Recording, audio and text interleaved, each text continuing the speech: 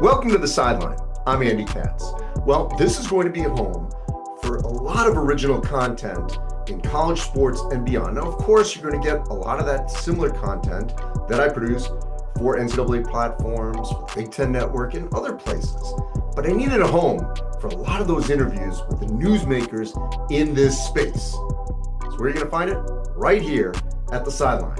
Let's get to it. And welcome everyone to a off-season chat here, both for college basketball as you amp up and for the NBA, with Weber State's Eric Duft and Damian Lillard, now of the Portland Trailblazers, back with the Blazers, and of course, the most famous Weber State alum, now the new general manager of Weber State. So he's wearing many hats for Weber State. Let's first sort of figure out how this all came to be. I've talked to many of your peers, Damian, that are in this similar situation. Trae Young, what he's doing in Oklahoma. We have seen, we know that Steph is doing this at Davidson. There's just, Patty Mills, they talked to him, he's doing it at Hawaii. Shaq helping out Mike Bibby at Sac State. So this is a thing now. So Damian, let me start with you. What went into your thought processes of helping out Weber State in this manner? I think I've always had a true investment in the program because I've always acknowledged and known how important it was to my growth as a young man coming out of high school, as a person, and even as a player, just learning how to do things outside of myself and be a part of a program and what it meant to lead, what it meant to be a part of a program, and it obviously like my talent is what people is going to talk about, but I think a lot of my success and what I knew coming into the NBA, the foundation of it was like in my childhood, but it was like sharpened up and tightened up during my 4 years at Weber State. So I feel like that is where the ties are, come from, and it's something that I've wanted to stay connected to. Eric, before I get to you, I just want to, for those that don't remember or don't know, how did you get to Weber State, Damian? Well, I wasn't getting recruited at all. And I started to, kind of make a name for myself. And I started to hear from Weber State. And I remember I had a game in Texas. I didn't play for a popular AAU program. And we had like a 9 a.m. game in Dallas at this tournament. It was nobody in the gym. It was our team and their team. And there was one coach there, and that was Coach Ray, the head coach at Weber State at the time. And he offered me my first scholarship after that game. And during that time, I was having a hard time because a lot of the coaches, I couldn't really tell if they were like telling me the truth or if this was just like the pitch that they gave to all the players. And when I, dealt with the staff at Weber, that was really the only time that I felt like we were just having a conversation. Like I didn't feel recruited. I felt like the standards was clear. What was expected of me was clear. And, anytime there's a situation, I know what I'm going into and I know what I need to do for it to be a good situation. And that was why it was, a simple thing. Like I knew pretty early, but everybody was like, "You can't do it so fast. You can't commit so fast." But I was just like, "All right, we'll play the game." But I knew pretty early. Eric, how about from your vantage point? You've been there quite a while, obviously worked for Randy Ray. So tell me from your vantage point what you remember then and how this came to be. Well, I remember, the first time I went and watched him play, Jeff Linder, who's at Texas Tech now, was on the staff, and we went and watched him play. I think it was in California in an AAU tournament, and we were sitting up there, and I think he had 30 some points, and we were like, I don't know if we're going to be able to get this one or not. But I think through the whole process, Andy, all Damian really wanted was an opportunity, and he wanted to be told the truth, and he wanted to be held accountable. And I think that's why he's going to make such a great general manager. There's going to be a lot of pros that do this, okay? But I mean, the investment that he's going to make here is because of his history at Weber State. It wasn't always easy for Damian here. I mean, the first 6 games, he didn't play very well. He wasn't playing very well, and he had to work through a lot of things. And then, he broke his foot while he was here his junior year, 9 games into the season.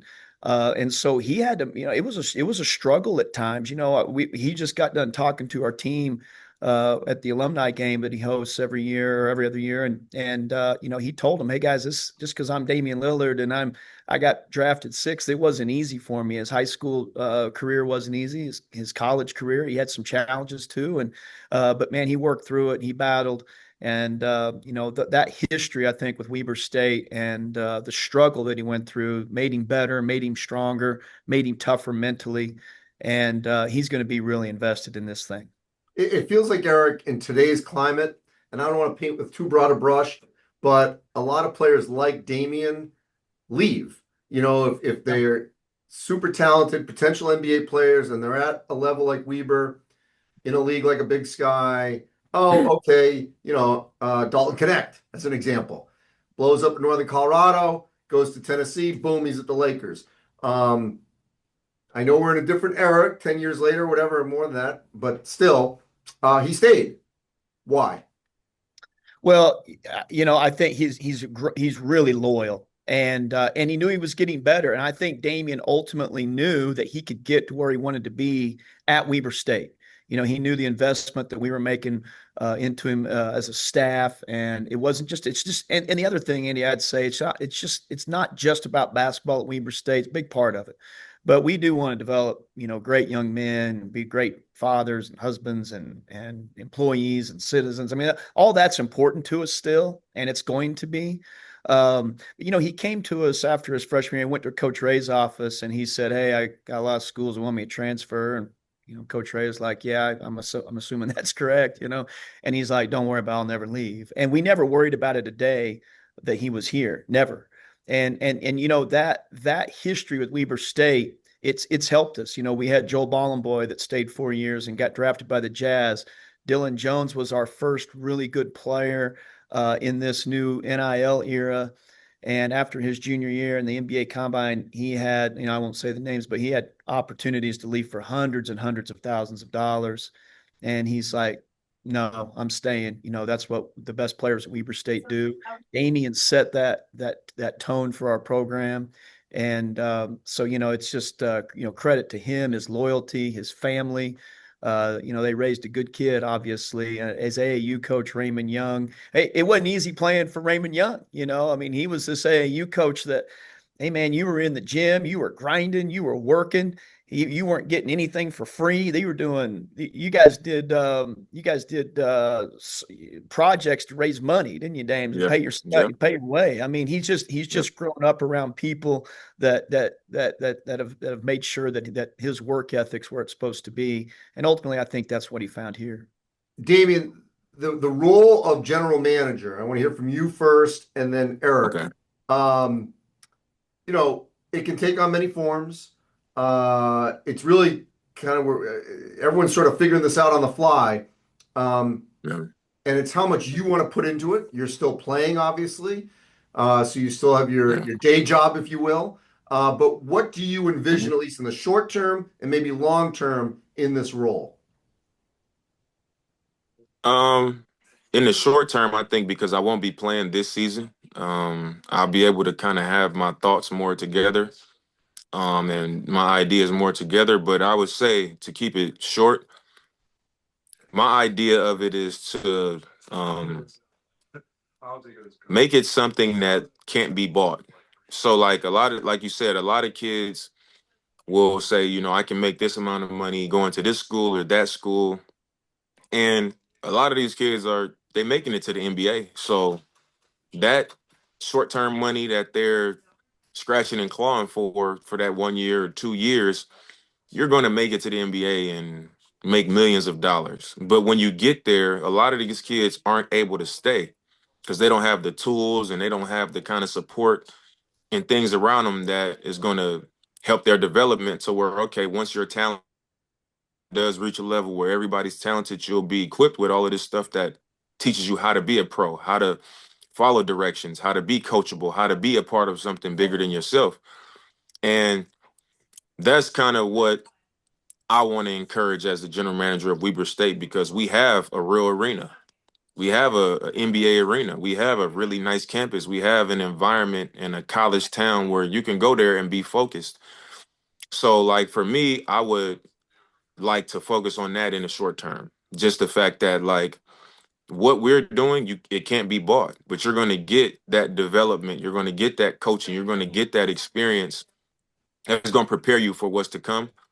Um, and that's ultimately the message that I would want to put out. And then, like, for the long term, I want to make it a that type of program where, you know, we dominate on the floor. Obviously, we develop young men off the floor.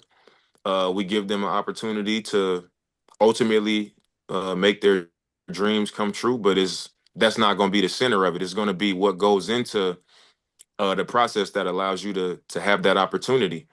Um, and I know that from firsthand experience, and it's even a more different game now. So it doesn't require the best players to go to the biggest schools, you know. So in this situation, it's like we want to create an environment and a program and a situation where the best players know that this is a real option, where you're going to be able to get the development, you're going to get the opportunity to come to and get a great experience and still ultimately accomplish your goal. But now you're going to be going into it um, more equipped than if you just go make a stop, do whatever you want to do, and then go to the next level. And then, you know, a lot of these kids, I'm seeing them in the locker room, their careers being cut short because when they get there, you know, they haven't been pushed, they haven't been challenged, they haven't been taught a lot of the things that you need to know to survive in this league and in this industry. So ultimately, that's my goal in the position that I want to help Coach Duft and the program at Weber State. Eric, walk me through the logistics here. Is he an employee? Is he a consultant? What will happen when, hey, you identify a recruit? How will the mechanics of Damian, especially this year because he's hurt, how will the mechanics work of Damian as a general manager? Yeah, you know, he's always been very associated with the program anyway. You know, he'll text us about guys that he sees. And, you know, last year we were trying to last spring, even before all this was announced, Andy, we were sending him clips of guys we were recruiting. He was sending us names of guys that maybe he has seen or had heard about. So we had really good dialogue then. You know, I think going forward, we'll see. It seems like the NCAA is maybe going to change some of these rules on how many guys can be out recruiting, and we'll have to kind of see where all that goes. But, you know, I could envision a situation where I don't want to speak for Dan. We haven't actually talked about this, but, you know, maybe in the summer, if, you know, he his official capacity and depending on the rules and how everything's works out in the future, but maybe he goes to AAU events, you know, and he's got a Weber State shirt on but you know, I think the value in Damian's story and his impact on our program is going to be front and center. He's already had it, you know, with speaking to our team and just you know, and he was in there for an hour and a half. I think it was, you know, I mean, he's going to spend that time with them and you know, tell him about what's real in life and what's true, what he sees with pros that make it and don't. You know, part of his I think that we're strong here is we always want to make sure our players learn to give back, not just get. You know, we want to get stuff, but we also want to give back. He does that with Formula Zero. You know, he didn't have the pro camp this year, but last year I got a chance to work it. And, you know, the things that they tell those guys on who makes it, who doesn't make it in professional basketball, it's pretty eye-opening for those young players. And, you know, so we want to have, you know, that be front and center. But then, you know, he's got a great eye for talent. He's already helped us with a guy from his hometown. And, you know, we want to continue that as well. Damian, you are not the only one, obviously, but you're one of the sort of, I always think you're one of the obvious examples that the NBA can find talent anywhere in the country, in the world, regardless of institution. How much of a selling point is that? Doesn't matter where you go. And Weber State's obviously got great history, great tradition, that you don't have to go to the Dukes, the Carolinas, etc., to get your path to the NBA. Well, I don't even think that's a thing anymore. Like, I mean, I was drafted sixth overall 13 years ago. So the way that social media has grown and the way mid majors have kind of blossomed, you're starting to see a lot of mid major players become the stars in the NBA. I mean, you look around at you got Kawhi Leonard and Steph Curry and myself and John Morant and Paul George and CJ McCollum. Like I can go on and Yep. on with like recognizable guys that have sustained great careers that come from mid majors and spent multiple years in college. Um, so I mean, it wasn't the case then. It wasn't very common. Um, they would find these guys, but I think it's even more common now for sure, just because of social media and the ability to track everything. It's a way to see and find these guys that's as easy as it's ever been. And to be honest, to my point earlier, I think it's as easy as it's ever been to make it. I think it's as easy as it's ever been to make it to the NBA. And because of that, it's harder for guys to stay because you can just get there, but then, like I said, you don't have the mentality, you don't have the tools to do what it takes to stay. You get there and it's like culture shock a lot of times, and I've witnessed it. So that's a big thing for me, man, is understanding that you can for sure make it. I mean, Coach Duff just mentioned it. Dylan Jones was a first round pick last year. I think a year before that he wasn't even really on the radar, and it just happened. It happened fast, and then he goes in the first round. And he also mentioned like he was the third in the last 7, 8 years or 9, 10 years to get picked from Weber State. So um, not just the mid major, but Weber State specifically, I think is something there. Um, and we've had other guys who've played in the G League, played summer league, 3 or 4 other guys that came through the program that played in the G League and summer league and stuff like that. So um, we've already had something, and I think now we just building on it, and we are standing on what our program represents, and it's good for the best of the best to know you can come through here and have that same experience, except we're gonna give you the things that it takes for you to get there and stick. Hey, you mentioned before I let you go, you mentioned you're not playing next year. What's the status of your recovery and your rehab from your Achilles injury? Um, it's been moving along really well. Like I had surgery, I jumped right into the things that they allowed me to do. The moment that I'm allowed to do it, I do it, and I try to get into it without fear and also protecting myself at the same time. I recently started back running, and I'm 4 months out, so I'm feeling strong. I'm feeling good about it, but I'm going to take my time to get all the way back, get it all the way healed, get it back strong, feel good on it, get my body all the way back right, so that when I return to the floor, I'm not returning as a shell of myself. I plan to return and be myself. I know it's kind of fluky, but it's just weird with you, Tatum, Halliburton. Yeah. Um, should we read into what's going on with Achilles in the NBA? Man, I mean, DeJounte Murray did his as Yep. well. I think a couple of big men on the Pacers did theirs as well. So it's happening. Honestly, I think it might have something to do with the pace of the game. The game is getting super fast, and you're dealing with like extremely high level athletes, and how often guys train and how much we play and travel and all of those things, and changing direction and stopping, and like the level that we compete at is hard on your body. And I think that's probably becoming a little bit more of a thing now because of, those reasons. And lastly, what's it like to be back in Portland? It's been great. I'm not an overly expressive person, but I think in my adulthood, this, coming back here at this time, with the age of my kids, with where the team is, they've developed and grown over the last couple years. Being back where I've been for the first 11 years of my career, this is one of the times where I feel extremely happy. Every day I wake up and I'm thankful. I'm waking up seeing my kids, taking them to school.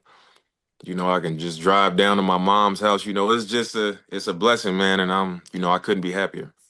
And Eric, you get the last word. What about Weber State for this upcoming season? What should Yeah, we expect? Dame helped us this spring. We got some good players, and we're excited about our team. But Andy, I did want to say one thing. I tell him this all the time, but we're really proud of the player Damian is, but we're more proud of the person he is and how he represents himself out there. And we had and his legacy here, man, it just fuels us. We had $9 million being made in professional basketball outside of Dame's salary last year. And so we're proud of all those guys and really excited about our team here and what the future is going to hold with Dame as GM. Well, can't wait to see how it all unfolds, and obviously looking forward to you getting back on the court, Damian. Appreciate your time, Damian and Eric. And look forward to great things out of Weber State. For sure. Appreciate you. Thanks for having us. Appreciate you thinking of us. Thanks. All right, Coach Duff, I'll call you. Okay, sounds good. Thanks for watching and listening, everyone. And as always, you can follow all our social media content at The Sideline with a K. Our content appears on Spotify, Apple Podcasts, and of course, YouTube, TikTok, X, and Instagram. Check out all the content at The Sideline with a K.